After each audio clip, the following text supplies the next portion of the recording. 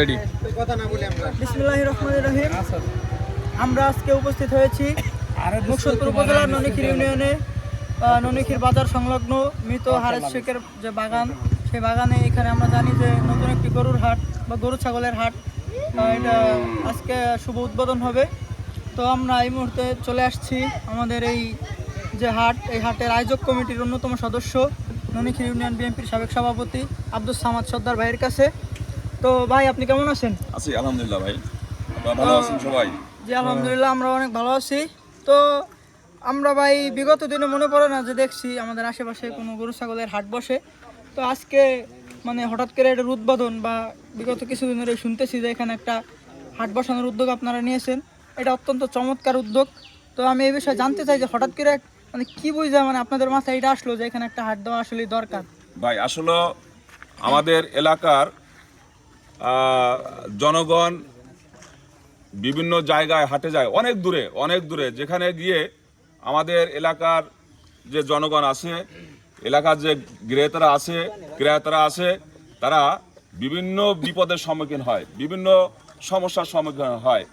যে কারণে আমি একটা চিন্তা ভাবনা করলাম যে আমাদের পাশে প্রায় 8-10 কিলো দূরে টেকেরহাট, সেখানে গরুর হাট, মুকসুদপুরে গরু হাট, বনগ্রাম গরু হাট বিধায় আমাদের এই কয়েকটা ইউনিয়নের মাঝখানে এখানে কোনো গরু হাট নাই। তো আমি এই চিন্তা ভাবনায় যে আমাদের এলাকার জনগণের স্বার্থে যাতে তারা স্বাচ্ছন্দ্যে আরামদায়কভাবে ফ্যামিলি নিয়ে হোক, নিজেরা হোক, নির্দ্বিধায় তাদের ভয়ভীতি সংশয় সব কিছু বাদ দিয়ে এখানে গ্রামের ভিতরে আমাদের প্রত্যেকটা মানুষের সাথে সম্পৃক্ত, আত্মীয় স্বজন, পাড়া প্রতিবেশী সবাই পরিচিত। এ কারণেই আমি এই চিন্তাভাবনা মাথায় নিয়েছি যে আমাদের এলাকার জনগণ যাতে স্বাচ্ছন্দ্যে সহজে সিকিউরিটি, পুরোপুরি সিকিউরিটি এখানে আছে। এখানে বাইরের থেকে যদি কোনো লোক আসে আমরা চিহ্নিত করতে পারবো যে এই লোকটা বাহিরের, এই লোকটা আমাদের অপরিচিত, আমরা তাদের প্রতি নজর রাখতে পারবো। বিধায় আমরা এখানে হাটটা মিলেছি যাতে আমাদের জনগণ স্বাচ্ছন্দ্যে আরামে বিপদ মুক্ত থেকে এখানে গরুর ক্রয় বিক্রয় করতে পারে। এখানে কোরবানির গরুর হাট এই আমাদের এলাকায় সর্বপ্রথম।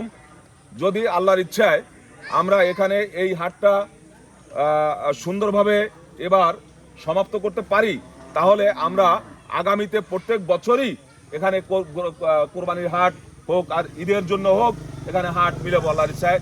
জনগণের সবার সহযোগিতা থাকলে, জনগণ পাশে থাকলে আমরা আমাদের এলাকার স্বার্থে আমরা এই হাট মিলাব ইনশাল্লাহ।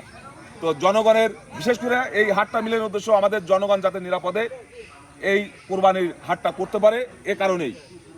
ধন্যবাদ ভাই। তো আর একটা বিষয় আপনি এর মধ্যে বলে গেছেন, তারপর আমি আবার উল্লেখ করি যে মানে বাইরে যে আর কি অনেক হাট আছে, এগুলো আমরা সচরাচর দেখে আসছি যে তারা ক্রেতা এবং বিক্রেতা উভয়ের জন্যই যে আমাদের যে একটা দালাল চক্র থাকে, সেই দালাল চক্র ধরেন যে উভয় পক্ষেরই ঠকায় অনেক সময়।